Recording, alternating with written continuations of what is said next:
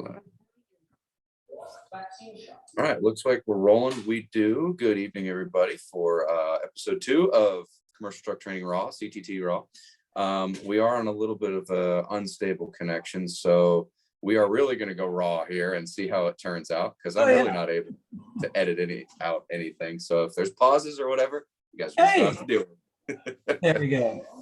Real world. That's part of where we are in the 2020s, right?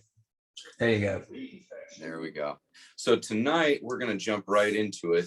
And Coach, we are talking about coaching calls, and something that you've dabbled in quite a bit, and in other industries too. Oh yeah, several industries. But that's something that really is going to probably jump to the forefront this year for us, isn't it? Absolutely. With virus issues, COVID, travel restrictions, everything else. The great thing about the coaching calls is they are online, and I've done them now for over 15 years. And the way that we generally set those up is it starts out with a detailed analysis that they have to send us. I want to know what they want to accomplish. I want to know what the obstacles are. I want to know even down to inventory, what's your current inventory, where are you going? Are you currently making outside calls? Are you currently members of any associations or unions? There's a wealth of information we have to know ahead of time. And it's kind of interesting because today, as a prime example, Steve Hutzinger had contacted me. They had joined BNI, and he wanted guidance on what to do. And that's kind of a hybrid off of, it's not really a trade association by any means. Most people don't even know what BNI is. It's Business International. And so I gave him 7 things that you have to do correctly for BNI to work, because a lot of people join these kind of groups, networking groups. And that's one of the things we recommend in our coaching calls, because we look at networking groups and even better trade associations as a way to concentrate your efforts. So when I'm coaching someone, a lot of times, I'll ask, have you been a member of an association? Oh yeah, we joined Home Builder, but we didn't get anything out of it. Well, in honesty, they didn't put enough into it. So that's part of the coaching program. We coach them, not just what associations to join, but what to do, how to maximize the efforts, and to get referrals. It's an incredible referral source, when we join associations, if you do it correctly. And again, I cite McGrath as doing it the right way. McGrath Automotive in Cedar Rapids, those guys participated, they sponsored events, they went to the meetings. Novel idea, actually show up. Right. And it's incredible what you can get out of it. It short circuits. Here's what nobody realizes. Being in an association short circuits the relationship building process. It makes it happen quicker, because you're automatically trusted because you're a part of the same group that they're a part of.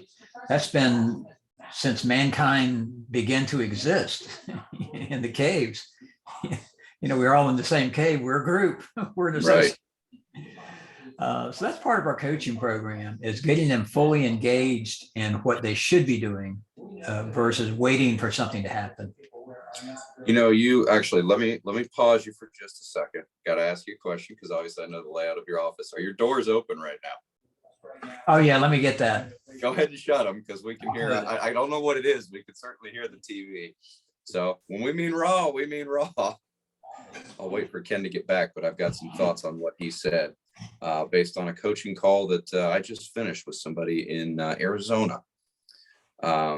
This person. Sorry about that. Yeah, the news was on.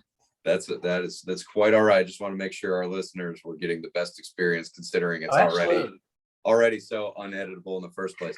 I was just on a coaching call that ran long, so we were actually running late between you and I, although it sounded like it was okay for you too. And she and I were discussing a couple of things, and she brought up a very critical point, and that was, if you were to drop me in Kansas, made it a geographical analogy, if you were to drop me in Kansas and say, you need to get to LA, I can run as hard and fast as I want, but if I'm going to New York, I'll never get to LA. And associations are a good way to run that hard and fast and in the right direction. Oh, absolutely.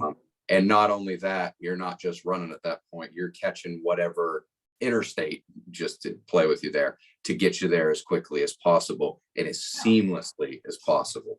So we've seen that play out time and time again. We've actually attended at least a handful of various BNI and other kinds of meetings on Zoom that people have invited us to just to sit in.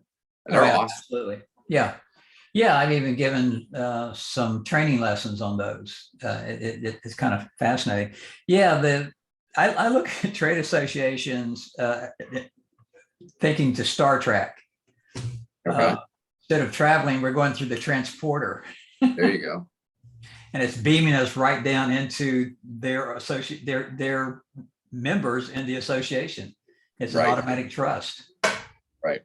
So it's one of the things we do in coaching calls. And when they fill out their form, they have to let me know, what are you a member of? I want to know. Generally, I get Chamber of Commerce, and which tells me that they probably don't even go to the Chamber of Commerce meetings. They're just a member of Chamber of Commerce. And that's probably one of our last recommendations is the Chamber. I believe in the Chamber. I like it. It's supposed to be for networking, but it's such a variety.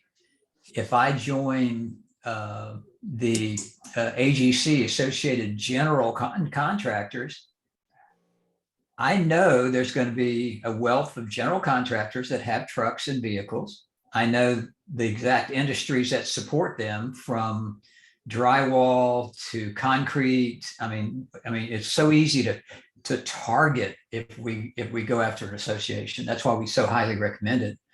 But guess what? You have to show up, and you have to go to meetings, and you have to get appointments. Right. Wow. Right. Now, you may have already answered this by talking about groups already, but let's say you are a few calls deep in a coaching call lineup with somebody, and they just cannot get vehicles for whatever reason. Yeah, you might get one or two here or there, but right. I mean, how many times have we heard in almost the last year now, hey, I've got 2 vans and that's it, and I don't know what's coming after that. So how do you handle coaching calls with that person? Because I'm guessing a lot of you watching this either are that person or know that person. So how do you approach it? Well, the worst thing to do is hide. I mean, talk to anybody, because I don't have anything to sell anyway. So they assume that, hey, that you don't care. The right approach, and the one that we really advocate in our coaching calls, is call 3 to 5, start out with current customers of your customers a day, just to check in with them, and also to let them know what's going on in our industry. Guess what? Here's the good news. Everybody's got a problem getting vehicles. Right. Everybody. So, they're not going to tell me, oh gosh, my XYZ OEM reps, has got a ton of vehicles. No, it's the same everywhere. But my job is to keep them informed of what's going on, what we're doing, how we're doing it. That's what I tell dealerships. The worst thing you can do is, hide your head in the sand. The best thing you can do is get an opportunity to continue to grow relationships, get an opportunity to help them in any way that you can, because they've got the same problem that you do. They can't turn to another dealership who suddenly has just overflowing with inventory. Everybody is in the same boat. So they can't pull that number on you. But hiding is the worst thing you can do. And that's what a lot of dealerships are doing. They're not staying in contact. They're not calling ABC Plumbing and say, hey, this is Ken Taylor. Hope you guys are doing well. I'm just curious, how's it going? What's business like? Oh, it's slow. Da, da, da, da, da. Actually, the plumbing business is pretty active right now. Right. Because everybody's staying at home and they're getting their stuff fixed. But they just can't get new trucks. My job is to let them know, hey, everybody's in the same boat. We're in the same boat. We're working hard at, what we can do and how we can do it. Uh, Staying in touch with your field rep right now is just as important, and finding out what's going on. We are starting to come out of this a little bit, and that is the good news. And I'm, getting some good feedback from the reps that I've called. And so, will it end soon? No. Uh, but you got to set them up for it. Two, now's the time to go after large fleets. And people say, well, why would you do that when you can't get trucks? Well, that's why you do it. You're going to go ahead and position yourself. Here's the real story. Are they hearing from their current dealership or not? And chances are not. So I'm going to keep in touch with my customers. So if someone else calls them, we're okay because I'm staying in touch. One of the things. Go ahead. I'll let you finish. One of the things for dealerships that we know, and I've sent out some of these today. And I'm going to be talking tomorrow to Richard Biso. I'm going to be calling him just to check in because I got my 3 to 5 calls a day that I'm making, staying in touch with our customers. And I'm started sending out articles again, business related articles, how to use social media in your business, what to do. And some of them are what to do during the pandemic, how to stay in, they should be staying in touch with their customers, and we should be informing them on why they should be doing that. So we don't stop just because we can't deliver a vehicle. We can certainly stay in touch. We can certainly keep them informed. The worst thing and the scariest thing in the world is an uninformed customer or prospect. Yeah. Because they will make their own decision. They haven't heard from us. Oh gosh, ABC Chevy is hiding from us. They're not calling. They're not staying in touch. Worst thing you can do is hide. Best thing you can do is face them up. Say, hey, yeah, you know what? We are short. Everybody is. But that's the beauty. Everybody is. Right. You get the occasional fleet person that's managed to pull off quite a bit. We do know a couple of those, but in general. Oh, yeah. I need you to help me paint this picture here, because you mentioned don't keep your head in the sand. And for some reason after that, I have had this mental image of an ostrich. Oh, yeah. As something you don't want to be. And I'm trying to figure out what the opposite bird is that gets out there and actually does. I don't know if it's a peacock showing off whatever it is that you do have. I don't know if it's a rooster of, hey, we're still here or awake. What is that other bird that I'm trying to I prefer America's symbol of freedom, the bald eagle. I had a feeling you were going there. Because he's up above the clouds and he's floating around and looking and looking and looking.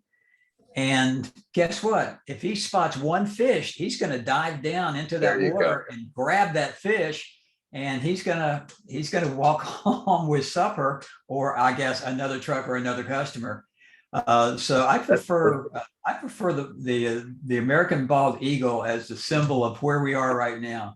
That eagle's not sitting in the nest saying, well, I'm not going to go out flying. There's nothing out there.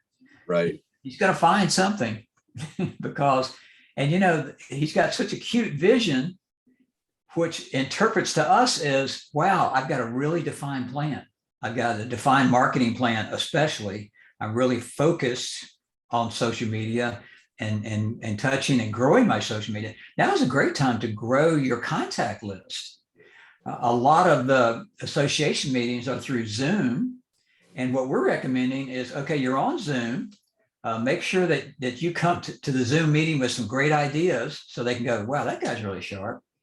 And then pick out 5 people on that Zoom meeting that you haven't met yet and call them.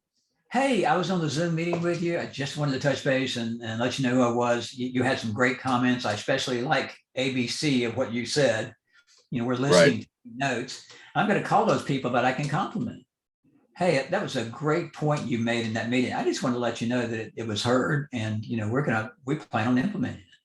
So what a great opportunity to start doing. So it's not, it kind of takes away the whole cold call aspect of it. But I guarantee you, people are going on Zoom meetings and sitting there and listening and listening and listening and going on. Yeah, I had an hour Zoom meeting. Man, I'm sitting taking notes, what everybody says. And I'm deciding, okay, what are the best contacts? Oh, Joe Smith, owner of Joe's Plumbing. I don't know that guy. I'm going to call him and I'm going to write down something. If he made a great comment, somebody made a really good comment on that Zoom meeting or maybe a good idea, I'm going to write it down. What a great time to call him. And then when you get the secretary and say, yeah, I was just on a Zoom meeting with Joe and he had one incredible idea. And I just wanted to thank him and talk to him a little bit about implementation of that idea. Who's done that? Nobody. Right. You do, you're going to get through and you're going to build a new relationship. And here's the really catch. Look, one thing I meant to ask, I couldn't ask in the Zoom meeting. Are you still doing any kind of in-person meetings? I'd like to meet you personally. Usually they're going to say yes. Do I need to wear a mask? You can do everything on Zoom. Zoom right now is a gold mine that no one is taking advantage of. I've had multiple Zoom calls just today. I going completely raw here. Number one, I believe that's the first time we've gone bird watching and anything commercial truck training related. So that's awesome. That's breaking new ground or soaring to new heights, we'll say. Breaking new ground if you're an ostrich and soaring to new heights if you're an eagle, right? But I'm also getting FaceTime requests to put my kids to bed. Yeah, So. or you could be yeah. We got birds. I guess we can throw in the osprey. Since that's a bird prevalent in Florida. That one too. So quick closing thought from me. If you guys want to look into coaching calls with Ken or me, it's a lot of opportunities right now. Say that again. A lot of opportunities right now that are being ignored. Yeah. So you said yesterday, I think it was yesterday, that you had 6 slots available for coaching calls. Is that right? Yes, I do. Okay. Yeah. And now's the time to get on because we can, help write your personal business plan, your company business plan as well. And we can direct some activities. Once they fill out our form, if we know what associations they're members of, we know, are they active in the chamber? Their list of customers, vendor referrals are a gold mine right now, and we haven't even touched on that one yet. Every one of your really good customers has vendors. What a great time to call their vendors and start establishing new relationships. Because here's what's going to happen. Now think about this for a second. Picture this in your mind. I've ignored my customers. I haven't been contacting them. I'm waiting and hoping that everything is going to work out. I've got to have inventory. But meanwhile, around the corner is my competition who's been calling. And they've called my customers. They've called their customers. They've kept them informed. And then our good customer who hasn't heard anything from us feels almost obligated to give our competition an opportunity. Yeah. Why? Because they stayed in touch. Yeah, I guarantee you. And I've had people go, what do I say when I call my customers? Here's the most important thing you can say. Hey, I was worried about you guys. I just wanted to call and see how you were doing. And that will start an endless conversation. It's been tough, And we've got some great things that could be tools. I've pulled out a series of my articles that really are kind of pandemic related. How to take advantage of trade associations, how to get involved in other type groups, how to leverage the chamber. I mean, this is the time where you could call those people and say, yeah, we're kind of struggling. Well, hey, I've got some articles I'd love to send to you. It might help you. Absolutely. So to put a bow on this one, a little bird beak bow. Ken has 6 slots available for coaching calls. I have 2. My schedule is a little bit more limited these days. commercialtrucktraining.com/coaching. I got to make some updates tonight, but by the time you guys see this, those should be handled. Cool. So we will be back, at least recording next Wednesday for the 3rd episode of Raw. This is fun. I like it. And speaking of raw, I almost had raw fish tonight. I cooked tuna. I didn't quite, tuna salmon. I didn't quite cook it enough. So this was appropriate. That's the way the Eagles do it, right? That's the way the Eagles do it. Here we go. So I'm you guys sorry. enjoy yourselves, and we will see you next week. What's that? I said we're You're freezing you up on me a little bit. There you go. you viewers enjoy yourselves, and we'll see you guys next week. Amen. Thanks, everybody. Take care.